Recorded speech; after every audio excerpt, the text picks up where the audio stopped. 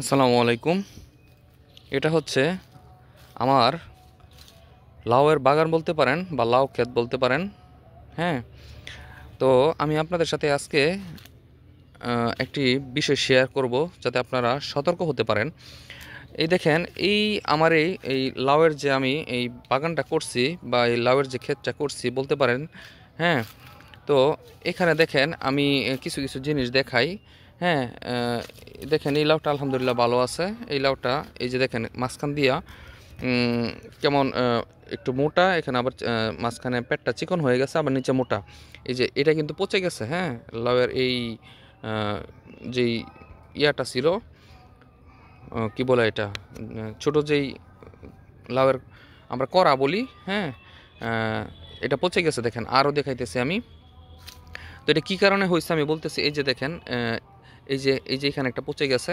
হ্যাঁ, তারপরে আরও দেখাইতেছি। দেখেন এই যে এখানে একটা পচে গেছে, এই যে এখানে একটা পচে গেছে। হ্যাঁ, এখানে একটা দেখেন একটু ভালো একটু পচা। তারপরে এই যে দেখেন আরেকটা পচে গেছে।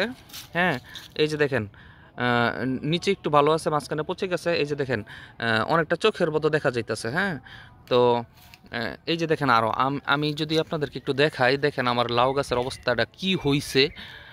তাহলে আপনারা উপলব্ধি করতে পারবেন। আমরা তো অনেক সময় উপলব্ধি করতে পারি না। এই যে দেখেন এখানেও পচে গেছে। এই যে উপর দিয়ে এটা ভালো আছে, নিচে দিয়া হচ্ছে পচে গেছে। আরও আছে এই গাছের মধ্যে অনেকগুলো হচ্ছে যে ছোট ছোট যে লাউ ধরছিল। হ্যাঁ, এইগুলো হচ্ছে পচে হচ্ছে পড়ে গেছে। আমি অনেকগুলো ফালাই দিছি। এই যে দেখেন একটা পচে গেছে, এই যে একটা দেখেন লাল হয়ে গেছে। হ্যাঁ, তারপর আরও দেখাইতেছি। এই যে দেখেন এটাও লাল হয়ে গেছে। এটাও দেখেন, এই যে একটা পচে গেছে। তারপরে এই যে এইগুলো দেখেন, এই যে মাঝখান দিয়ে পচে গেছে। এই অনেকগুলো লাউ পচে গেছে। এই যে একটা পচে গেছে, এই যে পচে গেছে, এই যে পচে গেছে, এই যে পচে গেছে। হ্যাঁ, এই যে পচে গেছে, এই যে পচে গেছে। দেখেন অবস্থাটা কি হয়েছে, শুধু একটু দেখেন। এখন আমি বলতেছি কিসের জন্য এই অবস্থাটা হয়েছে। এই যে দেখেন পচে গেছে। হ্যাঁ, এই এই লাউ গাছের যেই অবস্থাটা হয়েছে, এটা আমি একটু আপনাদের সাথে এখন শেয়ার করি, তাহলে আপনারা বুঝতে পারবেন। তো এটা হচ্ছে আমার বাড়ির ঠিক পশ্চিম পাশে। দেখতে পাচ্ছেন এখানে হচ্ছে একটা গর্ত আছে, যেখানে হচ্ছে আমাদের বাসার হচ্ছে যে ময়লাটা আছে, এই ময়লাটা হচ্ছে এখানে বাড়ির যে ভাড়াটিয়ারা আছে, এই ভাড়াটিয়ারা এখানে হচ্ছে এসে হচ্ছে ময়লা ফালায়। হ্যাঁ, এই গর্তের মধ্যে যেটা তাদের ময়লা ফালানোর জন্য একটা গর্ত করে দিছি। তো এখানে হচ্ছে ময়লা ময়লা ফালায়। তো ময়লা ফালাইতে আইসা আমার বাড়ির ভাড়াটিয়ায় কেউ একজন বলতেছে আর কি, যে বাড়িওয়ালার গাছের মধ্যে এত লাউ ধরছে, এমন লাউ আমি আর কখনো দেখি নাই আগে। ঠিক আছে, এই কথাটা সে বলছে। তো কোনো না কোনোভাবে এই কথাটা আমার কান পর্যন্ত আসছে আর কি। হ্যাঁ, যে কেউ একজন বলছে যে বাড়িওয়ালার গাছের মধ্যে তো এত লাউ ধরছে, যেটা নাকি উনি নাকি কোনোদিন দেখেই নাই। তো এটা বলার পরে এর ঠিক 2-3 দিন পর থেকে দেখি গাছের অবস্থা খুবই ভয়াবহ হয়ে যাইতেছে। এই যে দেখেন এখানে অলরেডি গাছ মনে হয় একটা মানে মরেই গেছে। ঠিক আছে, তারপরে ওই যে এই পাশেও দেখেন, এই যে দেখেন এই যে কয়েকটা দেখেন একবারে পচে গেছে। হ্যাঁ, তো এই সম্পূর্ণ গাছটাই হচ্ছে সম্পূর্ণ লাউয়ের যে বাগানটা, এটা হচ্ছে এইরকম অবস্থা হয়েছে। তো উনি যখন এই কথাটা বলছে, তো এটা বলার পরে আমি সাথে সাথে বুঝে ফেলছি যে উনি যে কথাটা বলছে এটা তো মারাত্মক কথা বলছে। হ্যাঁ, না জানি আমার গাছের লাউগুলা সবগুলা না জানি পচা যায়, ঠিক আছে, নষ্ট হয়ে যায়। বিশ্বাস করবেন, এটা মানে বলতে বলতে মাত্র 2 দিন পার হয়েছে। 2 দিন পরে আমি আয়সা দেখি আস্তে আস্তে সবগুলা লাউ, ঠিক আছে, মানে যে কয়টা ছোটো লাউয়ের যেগুলো ছোটো মাত্র ছাড়ছে আর কি। ঠিক আছে, আপনারা দেখতে পাইতেছেন এই প্রত্যেকটা আয়সা দেখি আস্তে আস্তে হলুদ মানে লাল হয়ে যেতেছে আর নষ্ট হয়ে যেতেছে। তখন আমি আসলে বুঝার পরে আমি হচ্ছে এই লাউ গাছের নিচে বসে আমি হচ্ছে এখানে যে লাউ গাছের মধ্যে পানি দেওয়ার জন্য পাইপ আছে। হ্যাঁ, এই পাইপ দিয়ে হচ্ছে আমি পানি ছাড়ছি। আর তারপরে হচ্ছে আমি পড়ছি হচ্ছে সূরা ফালাক এবং সূরা নাস। হ্যাঁ, অনেকবার পড়ছি সূরা ফালাক এবং সূরা নাস, তারপরে হচ্ছে বদনজরের দোয়াটা পড়ছি। কারণ উনি যে কথাটা বলছে এই কথাটা থেকে আমি সাথে সাথে বুঝতে পারছি যে অবশ্যই অবশ্যই আমার এই গাছের মধ্যে বদনজর লাগছে। যদি বদনজর না লাগতো তাহলে এইভাবে আমার গাছের যে লাউগুলো আছে সবগুলো লাউই ভালো ছিল, একবারে এরকম সবুজই ছিল। কিন্তু বদনজর লাগার কারণে পরবর্তীতে হচ্ছে দেখেন এই লাউগুলা দেখেন এই কয়েকটা দেখেন পেট চিকন হয়ে গেছে, ঠিক আছে, মাঝখান দিয়ে চিকন হয়ে গেছে, নিচে দিয়ে মোটা, ঠিক আছে। ওই যে দেখেন একটা বাঁকা তেরা, ঠিক আছে, অবস্থাগুলো দেখেন। এই যে একটা দেখেন বাঁকা হয়ে রয়েছে, ঠিক আছে, এই যে একটা দেখেন কি কন্ডিশন, ওই যে একটা দেখেন, ঠিক আছে। মানে সবগুলো এখন মানে ডিউ ডিউ হয়ে গেছে আর কি, ঠিক আছে।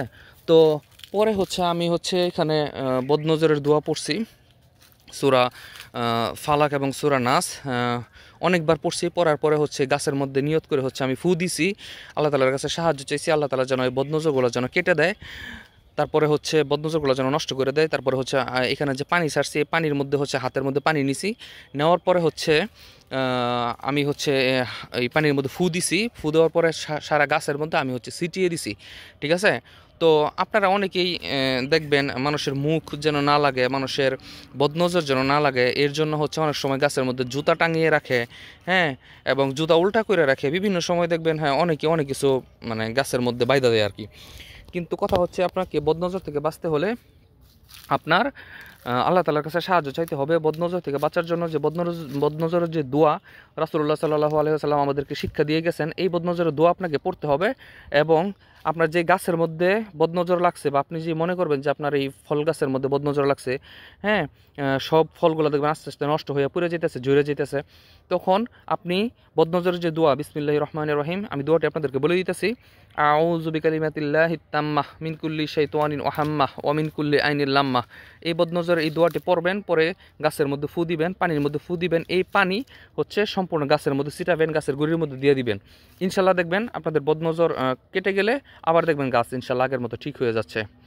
তো সকলেই এই ভিডিওটা অনেক গুরুত্বপূর্ণ, আপনারা আশা করি এখান থেকে অনেক কিছু শিখতে পারছেন, জানতে পারছেন, যেন আপনারা বদনজর লাগলে আপনাদের গাছের মধ্যে হোক, ঠিক গাছের মধ্যে যেভাবে লাগছে ফল গাছের মধ্যে, হ্যাঁ, এই বদনজর আমাদের শরীরের মধ্যেও লাগে, আমাদের কাজকর্মের মধ্যেও লাগে, আমাদের ইনকামের মধ্যেও লাগে, হ্যাঁ, আমাদের সম্পর্কের মধ্যেও লাগে। আপনি প্রতিটা জিনিসের মধ্যে আপনার বদনজর লাগতে পারে। হ্যাঁ, আপনি খাবার খাইতেছেন, কেউ হয়তো বললো যে এমন খাবার খাইছে দেখি একবারে পেট ভরে একবারে খাইছে, এই কথাটুকু বলছে, এরপর থেকে দেখেন আপনার বদহজম শুরু হয়েছে, আপনি খাইতে পারতেছেন না, আপনার পেট ব্যথা শুরু হয়েছে, আপনার পেট ফুইলা আছে, আপনার অস্থির লাগতেছে, আপনি ঘুমাইতে পারতেছেন না, আপনার খাবার হজম হইতেছে না, আপনি গ্যাস্ট্রিকের ওষুধ খাইতেছেন, হ্যাঁ, আপনি হজমের ওষুধ খাইতেছেন, আপনার কোনো কিছু ভালো লাগতেছে না। তো এই বদনজর হচ্ছে সত্য, হ্যাঁ, এই বদনজর এটা প্রত্যেকেই বিশ্বাস করে যে বদনজর এটি সত্য এবং বদনজর খুবই খারাপ। সুতরাং আমাদের বদনজর থেকে বাঁচতে হবে, এর জন্য আমাদের কি করতে হবে? সূরা ফালাক, সূরা নাস, তারপরে হচ্ছে বদনজরের যে দোয়াটি আমি বলে দিছি, এই দোয়াটি আপনারা কমপক্ষে আধা ঘন্টা 45 মিনিট পড়বেন। যেখানে বদনজর লাগবে শরীর অথবা যে কোনো কিছুর উপর বদনজর লাগবে, আপনারা এখানে রুকাইয়া করবেন, ঝাড়ফুঁক করবেন, পানিতে ফু দিবেন, এই পানি খাবেন অথবা যেখানে বদনজর লাগছে এখানে ছিটাবেন, ইনশাল্লাহ আশা করি ঠিক হয়ে যাবে। আসসালামু আলাইকুম ওয়া রাহমাতুল্লাহি ওয়া বারাকাতুহু।